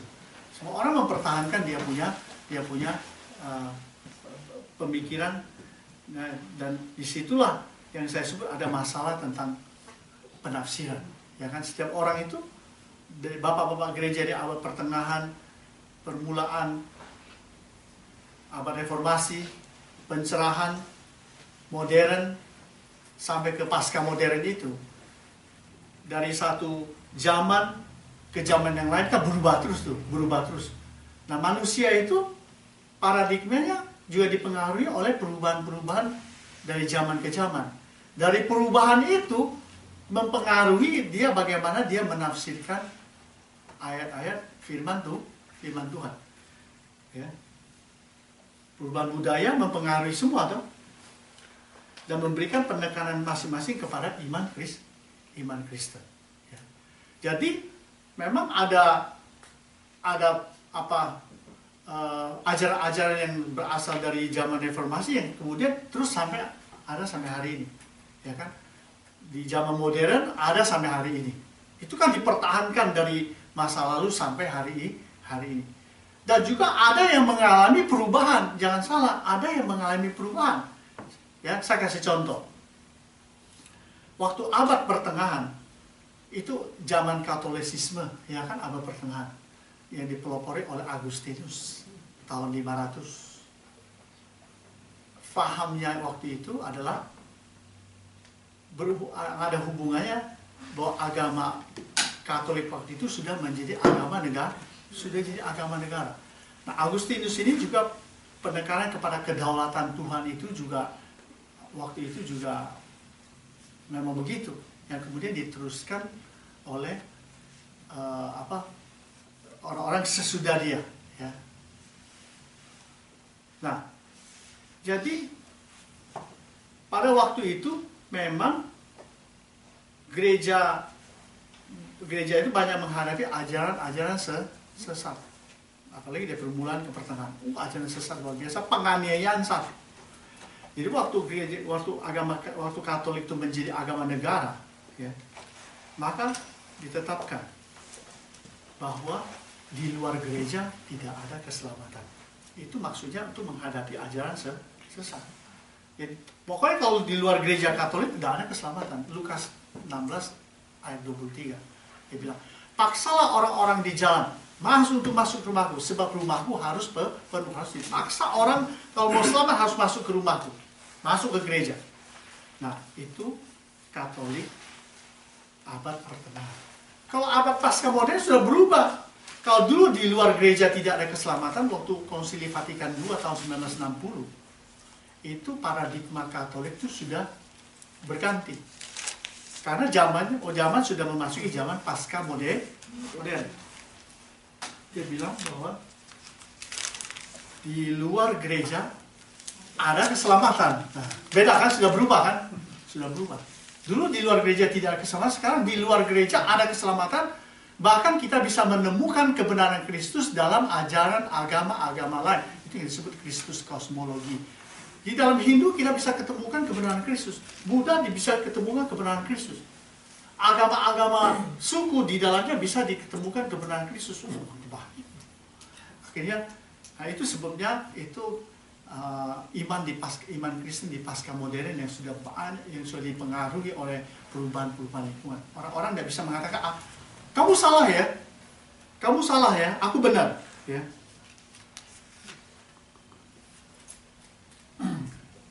Itu tidak bisa. Kamu salah, saya benar. Setiap orang tidak boleh mengatakan bahwa dia salah atau dia benar, ya. Nah, saya ada singgung sedikit ini, ya. Nah, ini abad reformasi, abad modern, abad pasca modern, ya. Jadi konteks pasca modern mempengaruhi mutu kekristenan, individualismenya kuat sekali. Kemudian ada sinkretisme campur, ya kan? Dicampur. Lalu dia mengatakan, don't tell me that I am wrong. Kamu jangan bilang saya bahwa saya salah. Ya. I also have an idea about the truth. Saya punya ide tentang kebenaran. Lalu dia bilang, let's pray together with Buddhists, Hindus, Muslims, etc. Because when we pray, we could feel God's presence together. Nah, ini terjadi. Ya kan? Ayo kita ajak orang-orang agama lain, kita berdoa. Ayo yuk berdoa sama-sama untuk negara Indonesia. Mari kita berdoa sama. Kamu berdoa cara Hindu, kamu berdoa cara Buddha, kamu berdoa cara Islam. Saya berdoa cara Katolik, animisme. Saya berdoa cara Kristen. Mari kita angkat. Berdoa masing-masing. Dia berdoa kepada Buddha, dia berdoa kepada Muhammad, dia berdoa kepada Krishna, dia berdoa kepada Maria. Saya berdoa kepada Tuhan Yesus. Mari kita. Habis itu salah satu muncul. Sesudah amin sama-sama amin. Wah, ini ya, saya merasakan kehadiran Tuhan di tengah-tengah kita. Bagaimana? Hah? Bagaimana? Ngeri gak? Nggak tahu ngeri apa enggak. Jadi begitu. I can be God for myself. Jadi dan ini sebetulnya mempengaruhi juga kehidupan iman Kristen. Kadang-kadang orang di gereja itu tidak bisa dikasih tahu. Ngerti nggak? Sebenarnya pertobatan kepada Kristus dan kelahiran baru itu sangat menentukan pertumbuhan kekristenan ke depan. Kalau orang yang belum memasuki transformasi dalam Kristus, yang betul-betul dalam Kristus diubah oleh Tuhan, bertobat baru, pertumbuhan rohaninya itu memang membutuhkan assignment yang ekstra gitu. Untuk sampai betul-betul dia mengalami transformasi. Ya, orang yang bisa Tuhan imannya bisa Tuhan ditumbuhkan oleh karya Roh Kudus, itu orang yang memang sudah memang betul-betul terima Tuhan dan bertobat dalam hidupnya. Kalau enggak memang sulit. Ya kan? Roh Tuhan itu bekerja untuk pertumbuhan rohani seseorang, kan dia harus bekerja dengan kerelaan kita kan. Kalau tidak, dia harus paksa tuh, ya kan, dia harus paksa atau dia harus tegur kan, dia harus cambuk atau bagaimana supaya dia betul-betul sadar kan begitu. Makanya banyak orang yang kalau sudah sakit, sudah ada di rumah sakit baru dia bertobat, itu sudah gampang untuk dibawa kepada Tuhan. Dia sudah tinggal menyerah saja. Saya menyerah, ya sebentar saya sudah mau dipanggil Tuhan, ya sudah saya bertobat. Baru bertobat, kalau belum di gereja nggak pernah bertobat, benar? Jadi Tuhan tuh harus bekerja dengan cara seperti itu. Ya kan, dikasih yang lembut enggak, dikasih yang lebih keras enggak, yang ketiga dikasih cambuk. Karena sebetulnya Tuhan mengasihi dia. Sebetulnya Tuhan mengasihi supaya dia diselamatkan gitu, ya. Orang pasca modern tidak bisa membedakan iman dengan pengikut agama-agama lain. Nah, ini repotnya. Jadi pasca modern mengatakan kalau dulu di zaman modern, zaman pencerahan, ya kan, zaman pencerahan itu mengatakan ada banyak jalan menuju ke Roma. Ada banyak ya, tapi ada juga tidak bisa kan. Di pasca modern semua jalan menuju ke Roma. Nah, ini repot. Kalau semua jalan ke surga kan repot. Kan jadi perubahan pendekatan iman ini, ajaran ini lain-lain. Kalau di zaman pertengahan itu di luar gereja tidak ada keselamatan, isunya itu brainwashing. Di brainwash. Isunya ini isu ya. Masuk ke zaman reformasi itu church renewal kan, ya kan, gereja-gereja diperbaharui kan, terjadi church split ya, tetapi itu juga masuk dalam kategori brainwashing, walaupun itu konteksnya church renewal, karena di zaman itu sampai dilanjutkan oleh John Calvin itu dianggap juga seperti brainwashing, karena waktu itu yang melayani di gereja itu hanya clergy, hanya pendeta-pendeta yang lulusan seminar-seminar, dokter-dokter itu, ya, angkat persembahan aja itu mesti pendeta, jemaat, ya boleh. Jadi ini fundamental sekali. Ini fundamental yang berikutnya, tapi fundamentalnya sudah hidup dalam Tuhan, sudah sola fide, sola gratia, sola scriptura. Sedangkan yang ini kan sebelum dia di zaman Katolisisme kan belum kan, itu kan campur baurnya dengan semua tradisi, dengan kuasa kegelapan segala macam. Itu sudah terjadi sejak dulu, bukan sekarang ini yang Mario dan ini ada satu buku yang saya pernah baca waktu saya kuliah di Oregon. Ini buku bagus sekali, ditulis oleh seorang penulis dari Yale Divinity School, dan ini membongkar semua sejarah secara mendetil di zaman reformasi, maka judulnya The Age of Reform. Wah, ini susah dibaca karena bahasanya tinggi, tapi itu isinya bagus. tidak bisa membedakan pendapat dan kebenaran. Kadang-kadang kayak gitu kan. Kita nggak bisa, orang-orang Kristen nggak bisa bedain mana yang pendapat, yang mana yang kebenaran gitu loh. Betul kan? Seringkali pendapat itu dijadikan kebenaran, kebenaran itu dijadikan sebagai sebuah ide. Jadi repot kan. Jadi itulah dealnya konflik peperangan rohani di dalam pelayanan gereja itu dengan orang-orang Kristen yang belum lahir baru yang seperti itu. Dia punya pendapat dijadikan kebenaran. Kita punya kebenaran kita sampaikan dijadikannya sebagai suatu pendapat. Akhirnya kebenaran jadi tidak mutlak. Jadi pendapat dia yang mutlak. Akhirnya terjadi banyak hal yang tidak diinginkan. Tidak bisa membedakan yang spiritual dan sosial. Kalau fellowship dan sosial itu beda dong. Walaupun di dalam fellowship ada unsur-unsur sosial. Sosial sama itu klub sama gereja itu it's totally different. Dia punya value juga different. Betul nggak? Ya. Tidak bisa membedakan lahir Kristen dan lahir baru. Jadi ini isu-isu yang seperti ini. Untuk mengatasi masalah-masalah dalam iman Kristen secara praktis, maka spiritual formation berguna memberikan landasan pengajaran dari Alkitab agar orang-orang percaya dapat bertumbuh dari iman kepada iman, from faith to faith.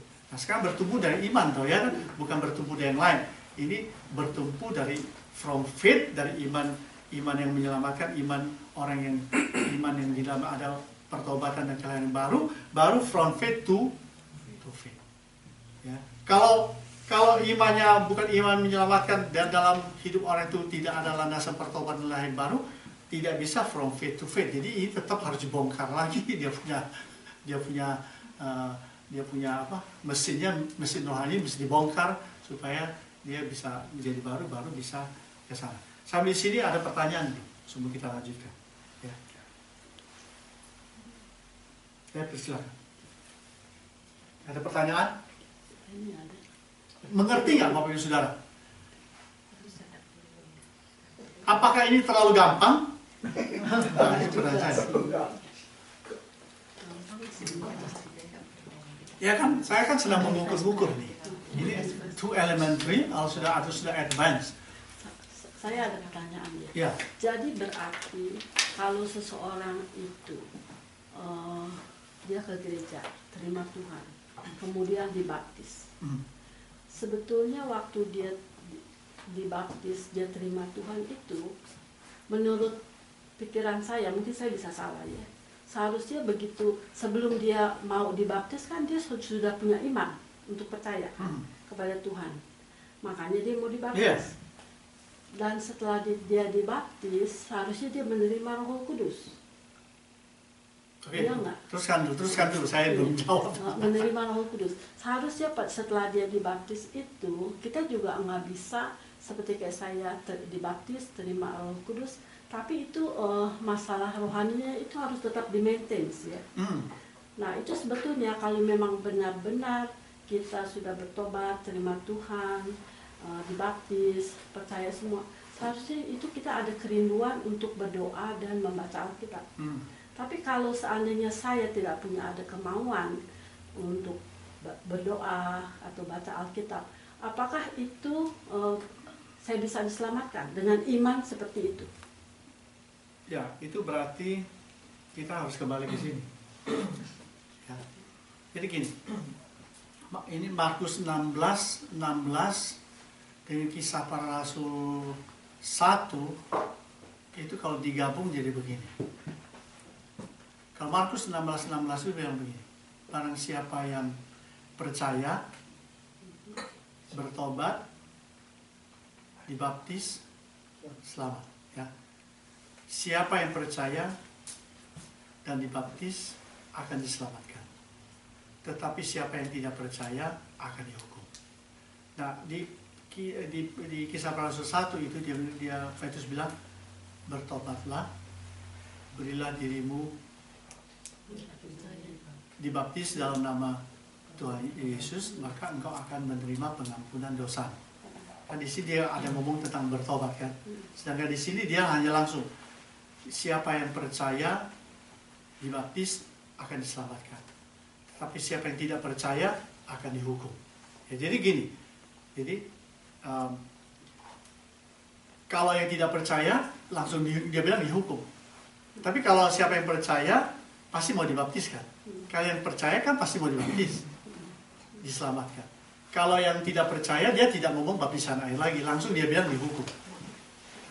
Nah, kalau digabungkan dengan 1 Petrus tadi, jadi dia percaya, bertobat, dibaptis, selamat, kan gitu kan? Nah, dalam proses ini, percaya, bertobat, dibaptis, selamat ini ada peranan Roh Kudus yang bekerja kan? Anugerah Tuhan yang bekerja di sini. Nah, sekarang kita tidak ngomong soal doktrin.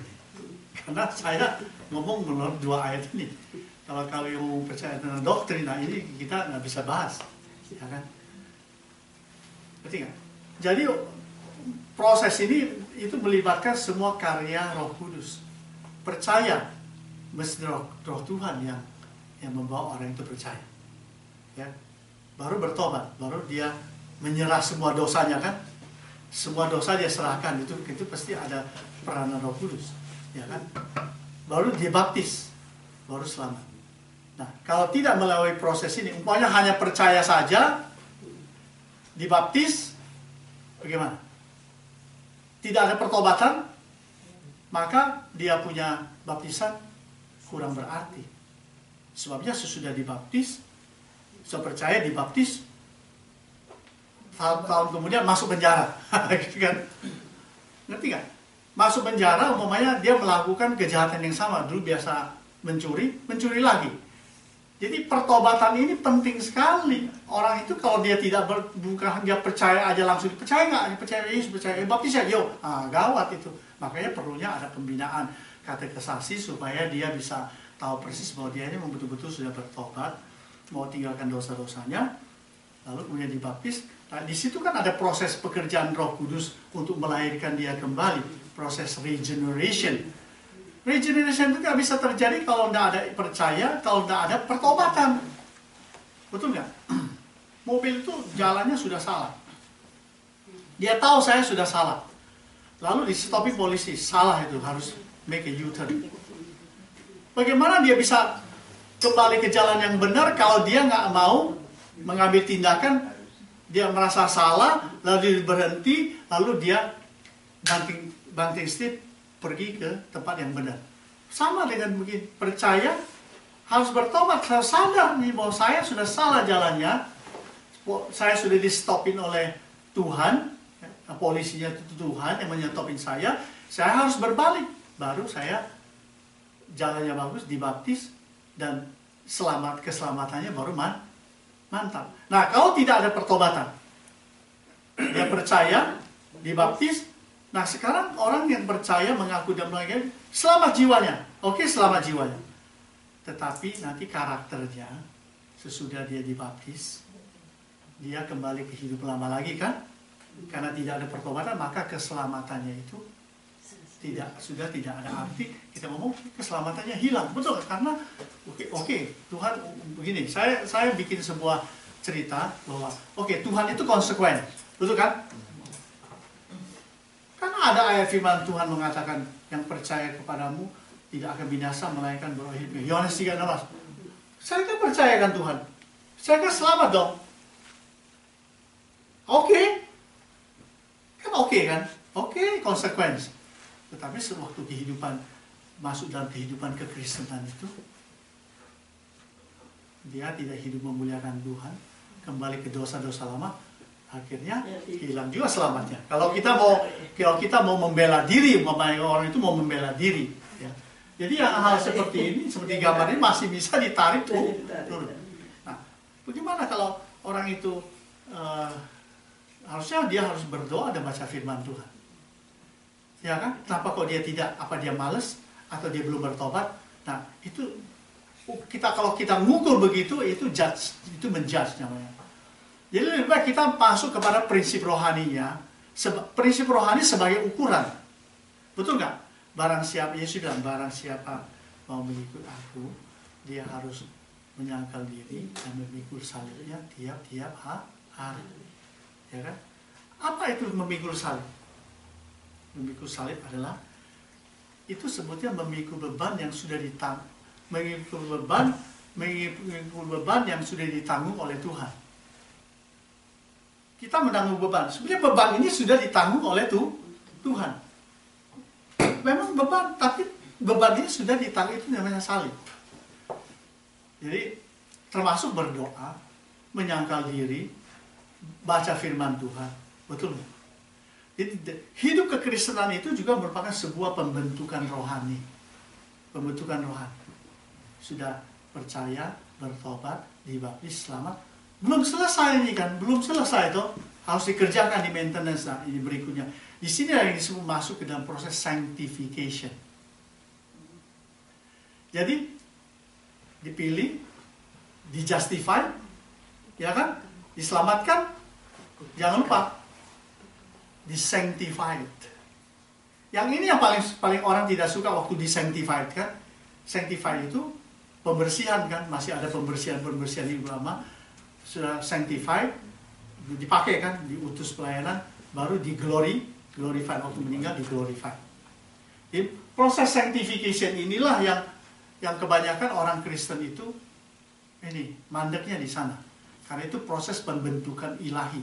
Tuhan membentuk orang itu, tanah liatnya sudah bersih kan. Sebetulnya tanah liat batu-batunya sudah bersih, kotorannya sudah keluar. Tinggal sekarang harus dibentuk menjadi sebuah bejana tanah liat yang baru. Nah kalau belum bertobat, batunya dikeluarkan susah. Batu dikeluarkan kan sakit kan. Kalau kita khotbahin orang datang ke gereja, kebanyakan orang Kristen seringkali senang mendengarkan khotbah yang enak-enak kan begitu kan. Yang enak-enak, pokoknya membangun kamu adalah anak Tuhan, haleluya, Tuhan memberkati kamu, maju terus, kemenangan adalah milikmu, kamu adalah anak raja. Semua yang mulu, mari kita melayani Tuhan, mari kita berkorban, semuanya yang positif semua. Itu saya tidak menyalahkan. Tetapi hal-hal tentang pembentukan rohani, tentang dosa, itu mesti juga dicungkil, mesti ada disampaikan di dalam sebuah pemberitaan firman Tuhan. Kalau enggak, nanti orang Kristen ini tidak dapat menghadapi kenyataan dalam hidupnya tiap-tiap hari. Saya menang, dalam Kristus aku menang. Ini betul, saya nggak menyalahkan. Semuanya adalah kemenangan seperti itu, ya itu sebuah prosperity theology. Mujizat, wah Tuhan luar biasa excited. Itu memang tahun pertama begini, Tuhan memang kasih mula-mula begitu masuk tahun kelima, sorry Stephen, kok kenapa jadi begitu? Pendeta bilang saya penuh kemenangan, nah sekarang saya penuh dengan kekalahan. Jadi kehidupan kekristenan normal yang disebut oleh Watchman Nee itu bukunya kalau saudara baca, The Normal Christian Life itu betul-betul membahas tentang bagaimana kehidupan kekristenan yang normal itu bagaimana. Kalau yang tadi itu tidak normal, itu Alkitab kan begitu. Jadi itu begitu. Jelas ya. Ada pertanyaan lagi?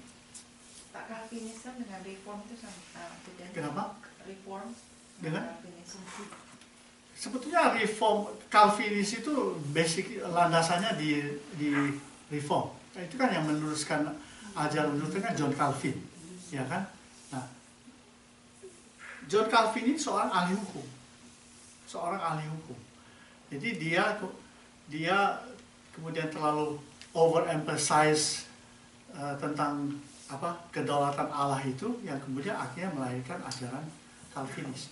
Bahwa semua itu Tuhan yang tetapkan. Berarti kan? Free will manusia itu sama sekali tidak berguna. Jadi orang diselamatkan itu berdasarkan predestinasi pemilihan Tuhan secara total. Tidak ada ketiliban manusia. Makanya itu disebut Calvinis, ism-ismnya itu. Betul kan? Nah, dia punya ajaran yang terkenal itu tulip kan? Calvinis itu kan tulip, TULIP itu kan? Total depravity, unconditional, bukan unconditional election, ya, LTUL tuh, L itu limited atonement, ya kan? Itu apa? Saya tadi lupa. Itu apa? Itu Irresistible grace. Iristes, betul. Kemudian P. perseverance of saints. Perseverance, ketekunan orang-orang kudus. Jadi itu dia punya formulanya. Ya. Jadi seperti itu. Kalau dilihat dari situ sepertinya kalau Tuhan itu kejam gitu ya, hanya memilih aja orang yang dia mau selamatkan gitu. Ya, inilah makanya ini saya Gitu. nggak terlalu mau lari ke isu-isu doktrinal, karena itu mesti dibahas secara khusus karena dia punya sejarah yang cukup panjang yang kita nggak bisa hanya ambil, karena paradigma dia itu ada landasannya, bukan tidak ada dia bukan sembarang, itu ahli hukum, orang pintar, ahli hukum. Ya, jadi dia punya landasan yang harus kita bahas. Maka saya sih nggak mau menyentuh itu karena terpaksa saya harus membahas tentang Armenian lagi itu, dan itu mesti ada pelajaran khusus. Ada sepertinya kalau saudara mau mendengar dengan jelas itu ya, sebetulnya di YouTube ada. Itu apa namanya? Ini Iya, ada. Tetapi begini, di YouTube itu ya ada ceramah yang dibawakan oleh Pak Yakub Susabda. Jadi cara dia menyampaikan tentang doktrin-doktrin ini, itu dia menyampaikannya dengan baik gitu loh. Berarti nggak? Yang sulit disederhanakan sehingga orang-orang Kristen dapat mengerti. Ya kan? Kalau salah dijelaskan, orang akan salah pengertian. Nah, waktu salah pengertian itulah jadi menimbulkan hal-hal yang tidak baik. Jelas kan? Itu dia pakarnya. Saya juga bisa menjelaskan, of course saya bisa menjelaskan. Itu karena saya dulu pernah kuliah ambil reform teologi, itu saya pernah ambil. Itu tahun 10 tahun yang lalu. Ya sebetulnya memang ada beberapa orang yang nggak setuju dengan predestination ya. Ya. Soalnya mereka punya anggapan orang Buddha banyak yang lebih baik dari orang Kristen. Orang Islam banyak ya. Kadang-kadang kita kalau persekutuan doa suka debat juga soal itu. Jadi kayaknya itu susah ya dijelaskan ya. Harus memang seperti Pak Mahmud bilang, harus ada kelas khusus untuk itu. Iya, itu orang kelas itu khusus untuk untuk bisa membahas. percaya. Nah, tidak semua bapak-bapak gereja itu yang mengeluarkan, yang mencetuskan doktrin-doktrin hidupnya juga baik. Ketika coba baca buku itu, tidak semua mereka itu juga sempurna. Mereka itu juga ada bagian-bagian gelapnya yang seringkali penceramah-penceramah itu bagian-bagian gelapnya itu tidak ngomongin. Jelas nggak? Pak, menurut pendapat saya sih, selama ini yang saya pahami mengenai predestinasi itu begini loh. Kita kan manusia kan maha tidak tahu, Pak. Ya kan, Allah itu kan maha tahu. Iya. Ya kan? Allah itu kan maha tahu, makanya dia itu tahu nanti endingnya itu siapa saja yang selamat. Ya kan? Tahu kan siapa yang selamat, siapa yang nggak selamat. Berdasarkan itulah Tuhan itu menarik ke depan jadi predestinasi. Jadi Allah bukannya tidak kejam, dia sudah tahu. Nah, karena dari ketahuannya itu dia keluarlah teori predestination. Tapi berarti kan udah tahu bahwa ada orang yang Iya. Itu berdasarkan Berarti bukan karena dia tidak predestinasi itu predestinasi enggak, dia tahu enaknya bagaimana. berdasarkan Tapi kemahatahuannya. Orang itu, tapi orang itu untuk kalau Riva, orang itu untuk bisa bertobat itu harus Tuhan yang kasih. Betul. Nah, itu dia, itu saya sudah bilang tadi. Saya sudah bilang tadi kan ada dua kubu nih. Ada dua kubu nih. Satu kubu Armen. Kita lebih baik ngomong begitu supaya kita supaya tahu bahwa kita berbeda, tapi kita punya keberbedaan masing-masing yang positif. Armenian kan tidak seperti itu. Armenian mengatakan orang itu bisa bertobat, dia masih bisa karena masih ada sisa-sisa kemuliaan Tuhan itu masih tertinggal waktu Adam dan Hawa jatuh dalam dosa itu tidak semuanya habis. Ya, tapi sedangkan dari ajaran ini itu total depravity. Tahu total depravity berarti betul-betul habis gitu. Jadi nggak bisa dipakai lagi seperti mesin mobil itu di starter aja nggak bisa, bagaimana bisa jalan? Jadi harus diganti baru di starter jalan, baru dia bisa melakukan dia punya duty-nya untuk ngangkut barang kan gitu. Jadi memang begitu. Jadi pemilihan Tuhan itu didasarkan dengan kemahatauannya. Makanya ada pertanyaan sekarang. Nah, kenapa kok Tuhan seperti itu? Tahu nggak Tuhan Adam dan Hawa itu akan jatuh dalam dosa? Tentu tahu. Tentu tahu, maka sudah disiapkan penebus, disiapkan Yesus yang lahir dari keturunannya. Nah sekarang kan ditanya, kalau Tuhan sudah tahu Adam dan Hawa jatuh dalam dosa, kenapa dia masih mau ciptakan diri dia begitu? Nah itu pun mesti ada jawabannya lagi. Ya kan begitu. Jadi, ya pasti selesai. Itu yang dibilang Islam bahwa istilahnya tapi Pak, kalau saya ya Allah itu kan Tuhan Yesus itu maksudnya kan untuk semua orang kan Pak. Untuk semua orang.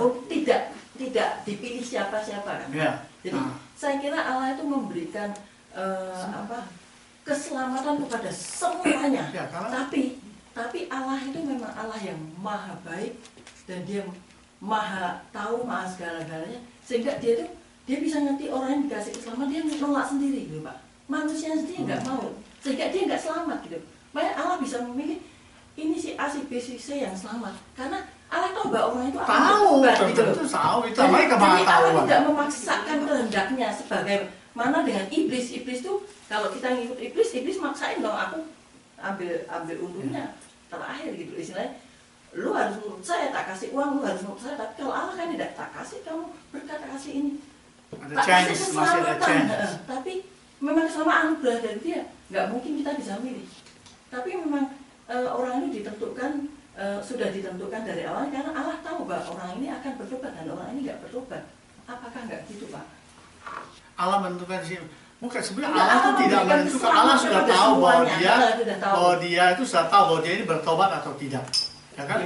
Nah, jadi dia yang dia tahu itulah yang dia pilih kan. Makanya ada istilah limited atonement. Limited atonement itu artinya Yesus itu datang ke dia hanya mati untuk orang-orang pilihannya. Nah ini menimbulkan berbagai pro dan kontra dalam dunia pengajaran seperti ini. Makanya kita membatasi saja, dan itu tidak akan habis. Makanya saya bilang kan tadi, lebih baik kita lihat dari segi positifnya kan tadi kan. Maka betul kan, positifnya adalah seperti Paulus bilang tadi, aku mengucap syukur kepada Allah karena aku sudah tahu tentang usaha kasihmu, pekerjaan imanmu, dan ketekunanmu dalam memberitakan Injil, sebab Allah telah memilih kamu. Nah, why don't we do yang dilihat oleh Paulus itu? Usaha iman, ketekunan. Nah, itu membuktikan bahwa kita dipilih tuh Tuhan. Kalau kita doa juga kita malas, baca Alkitab tidak mau, kita juga tidak bertekun, ya kan? Tidak ada pengharapan, usaha-usaha iman tidak ada. Ya kalau diikutin ayat itu berarti kita tidak dipilih Tuhan. Nah, so far so good. Kalau saya punya kehidupan doa sendiri dan nama ya hamba Tuhan ya kan. Dan lain-lain. Oke, ada pertanyaan lain? Kayaknya kita hanya batasan jam 3. Ya, jam 3. Karena kita mulainya juga sudah setengah 2. Jadi perjalanan saya 1 jam, nanti pas. Persiapan segala macam. Ya. Saya ada pelayan, tapi saya sudah siap. Tinggal saya harus persiapan yang lain. Silakan aja, ada pertanyaan masih bisa, bertanya masih bisa. Jadi sebaiknya kita menghindarkan isu-isu doktrinal tadi, ya kan? Kalau isu-isu doktrinal kita buat, berarti kita harus beli warna dong. Kalau kita tidak ada warna, kita nanti konflik. Ya kan, harus ada warnanya, ya kan? Nah kalau saya ditanya bagi Bapak pilih dua-duanya aja, Armenian sama Calvin. Kalau pilih dua-duanya kan jadi tapi itu kan nanti bertentangan juga, bisa dipilih dua-duanya. Karena satu bilang bahwa ini total depravity, yang satu ini masih punya sisa-sisa kemuliaan Tuhan, jadi bingung. Kalau artinya unconditional election apa? Ya itu pemilihan yang pokoknya tidak ada kompromi. Pemilihan asal pilih, kalau Tuhan mau milih ini. Berdasarkan kemahatauan, for knowledge. berdasarkan foreknowledge of God. Bukannya asal comot. Iya, enggak ada asal comot. Semua kita ini kan seperti mobil yang total loss. Ya Tuhan mau kasih mana ya, mau kasih mesin. Bukan juga. Jadi sekarang manusia ini punya freedom. Manusia ini kan punya freedom. Tuhan tuh lihat freedomnya. Nama ibu siapa? Reni. Hah? Reni. Freedomnya, ini dia dikasih freedom. Di kemudian Reni kira dia sudah lihat. Oh, berliku-liku saja. Akhirnya dia jadi begitu. Kalau gitu, ya sudah jelas lah. Oh, dia nanti di kemudian hari dia pasti begitu kok. Nah, itu. Jadi dia ditentukan berdasarkan apa yang dilihat oleh Tuhan jauh sebelumnya. Ya, rasional sih, karena Tuhan itu Allah yang maha kuasa, yang maha tahu. Jadi orang reform ini menempatkan Allah pada posisinya sebagai Tuhan. Pak, saya mau coba kasih ini lagi Pak, ilustrasi versi saya ya. Jadi ini mungkin mudah-mudahan lebih jelas. Saya kan senang basket NBA Pak. Saya kan tahu tahun lalu tuh siapa tim-tim mana aja yang masuk playoff, ya kan? Ya. Nah, ya udah. Jadi saya orang yang sudah tahu tahun lalu itu siapa yang masuk, siapa yang juara akhirnya. Nah, jadi saya sekarang bisa dong ngomong, oke. Yang dipilih adalah ya udah kan kuliah aja yang masuk playoff siapa sudah. Saya kan masa saya nggak fair, saya tahu kok. Ya sudah ini yang ya saya bilang pilihan saya karena memang saya sudah tahu siapa yang masuk playoff. Saya bakal tahu siapa yang juara gitu loh. Jadi karena dia tuh berangkat dari sudah hasilnya. Iya, berangkat ke mata. Kayak begitu. Bukan dari tidak tahu terus dia saya membeli ini saya bilang enggak. Karena dia sudah tahu siapa yang masuk playoff. Saya juga percaya bahwa Tuhan sudah tahu akhir hidup saya bagaimana. Ini Pak. Kita percaya. Kapan kita dipanggil Tuhan, saya percaya Tuhan yang tahu, tapi itu Tuhan yang tahu. Ya itu kalau kita lihat dari sisi Tuhan, tapi saya kira ya keselamatan itu paling enggak kan kita tuh biar bagaimana dibilang kesetiaan, ketaatan kan.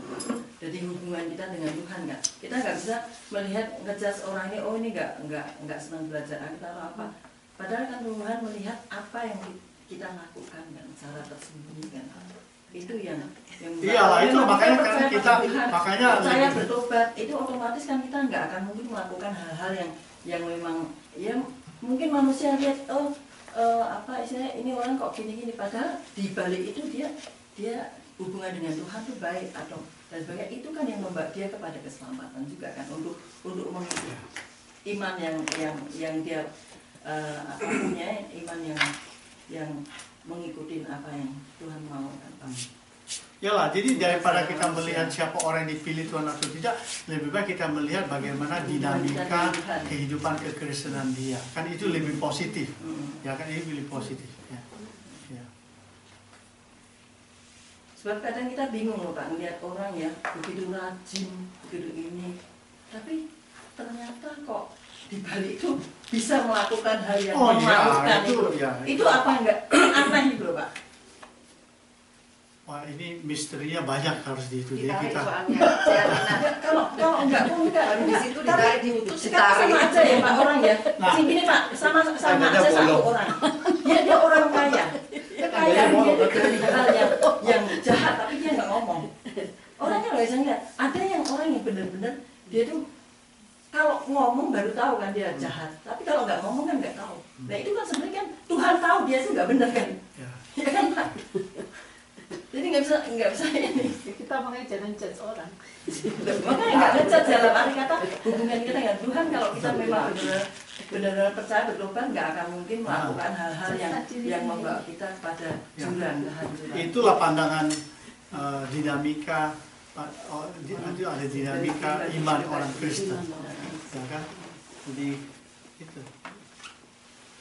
Tapi tetap ada himbauan ya, bagaimana?